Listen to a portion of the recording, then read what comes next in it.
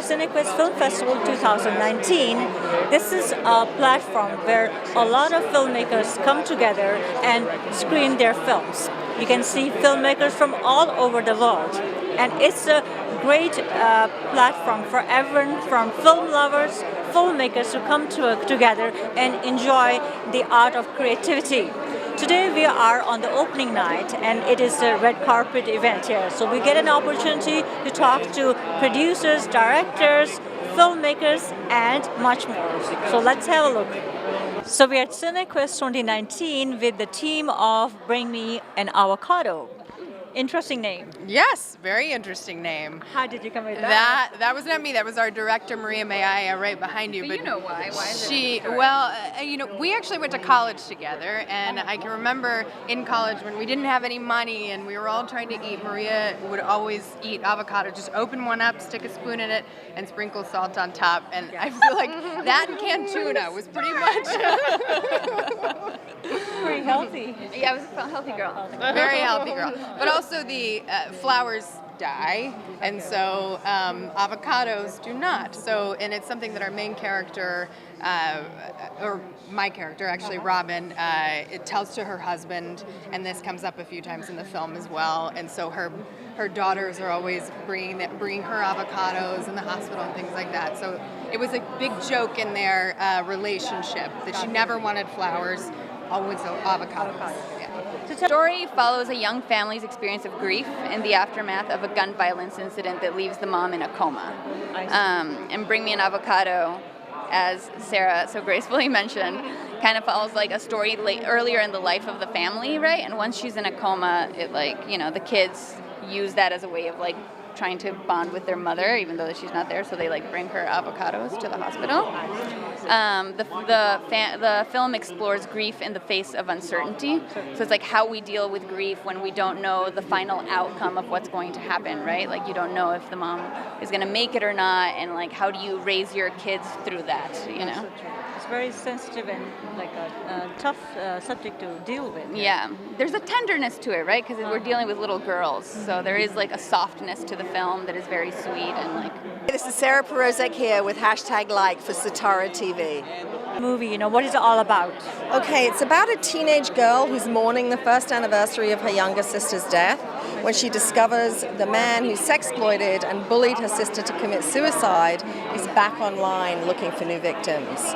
And she goes to the police, but after the authorities refuse to get involved, she decides to take justice into her own hands. Very tough topic. How did you come up with that?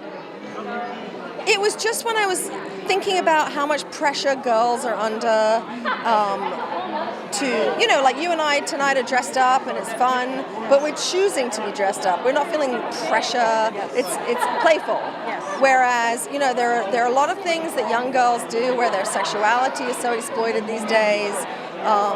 And then I started hearing about stories. There are hundreds of stories on the internet with predators who have taken advantage of the vulnerability of young girls, and these girls will, do things that they wouldn't to please, to get attention. Maybe they're missing love in their life from their parents. Maybe they're being bullied at school and they're trying to be cool, And it's something that not only should parents know about, but when I was researching this, I found that only 5 states in all of America make it a felony, sextortion, tricking people into doing things on the internet, because the laws, literally the legal system can't keep up with the crimes, because it's a new world of internet crime.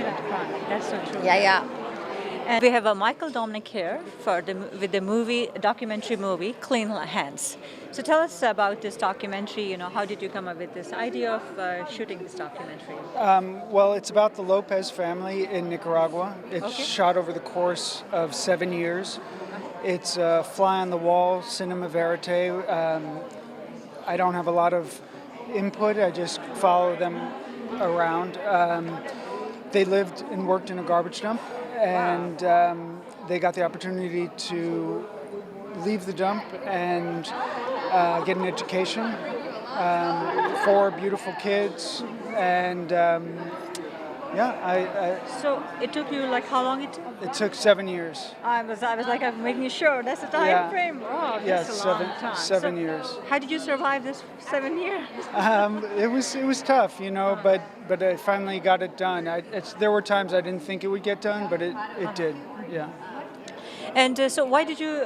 And this is very complicated and topic, you know. Yeah, yeah. How did you think that this is what you wanted to do?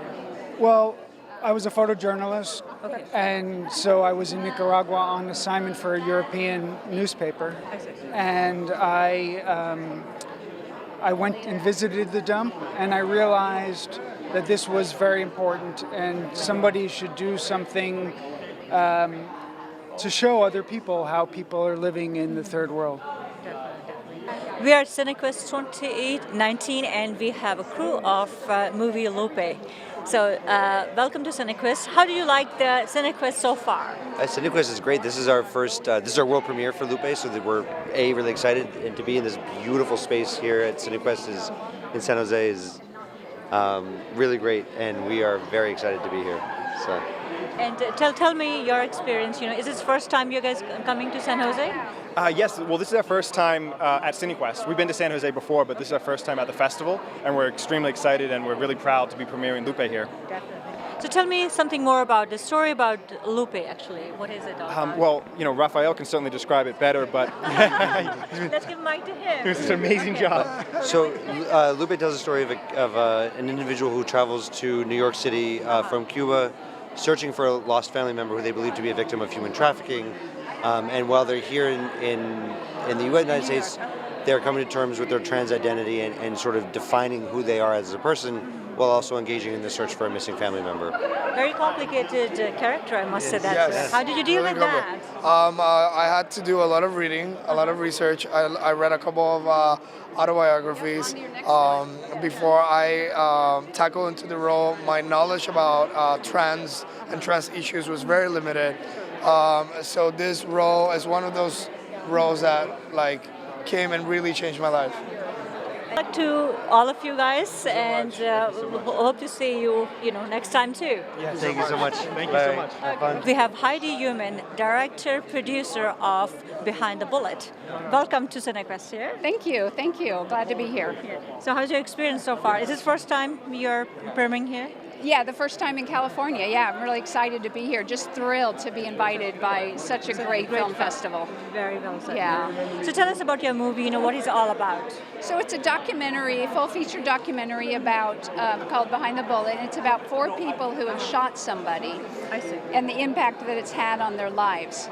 And so it's 4 different stories, 4 different situations, all people who are behind the trigger. I see. So how about, it's a different kind of topic, usually it's the other way around. Right, so in America, clearly we have this issue with gun violence epidemic. And so oftentimes we get into 2 different camps. We have pro-gun and anti-gun, and good guy with a gun, bad guy with a gun. And so I was looking for a way to have a different kind of conversation. And oftentimes when we talk about shootings and gun death, we don't talk about the shooter and what happens to them. And so I became very curious in my own situation and wanted to find these stories. And so it's 4 people. One guy shot a guy who was in his house stealing, ironically, his guns. And then so he's very paranoid now, and it's had big impact on his life. I interviewed a boy who was 8 years old when he found his mom's gun and accidentally shot and killed his 5-year-old little brother. I interviewed him 10 years after, and so I talked to him about the shame and the guilt and the loss that the families experienced. A woman who was impacted, who was shot, and then interviewed her. And then I also talked to a guy in Philadelphia who was being shot at, and he shot back and went to prison for 10 years for taking a life. And now he's out and helping other people not follow in his footsteps. So it's lots of different stories, different parts of the country, but all tackling the gun violence epidemic, but in a different way that it's normally talked about. That's true. I have Nandita Das. She's a director of movie Mentors. So tell us, your movie is being premiered here today and is being screened on the opening night. Yes, it's a big honor. It's a big honor. How do you feel about that? Well, it's always an honor and it's always a privilege because you make a film to share that story with others. Cinema is not a personal art that you write it and you keep it to yourself, or you paint it and keep it to yourself. So many people come together to make a film and you want to share that story. And it's through that compulsion to want to share that I've made it. So there's nothing more delightful than for it to travel to so many parts of the world it has gone and has been shown, and as an opening night always gets more focus. And now that the film is on Netflix, I feel that every little peg that I can sort of plug it and say, listen guys, watch it on Netflix if you're not here tonight. That I always, because, and I'm every day getting, very overwhelming responses. So I'm glad that I'm being able to share this film with a lot more people. Thank you very much. Thank you. Thank you very much. So tell, this is every time we come at Cinequest, and there are always good experiences. Everyone is happy, in good mood. So tell me, how do you make it happen?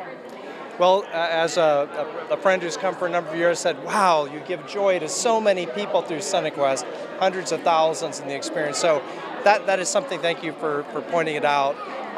We look to provide an experience that's unique and powerful and impactful on lives. We do that through art and artists and technologies and just more importantly, bringing people together in an environment where they care about each other and connect and have a great time. Yeah. Tell me, this is like a unique idea.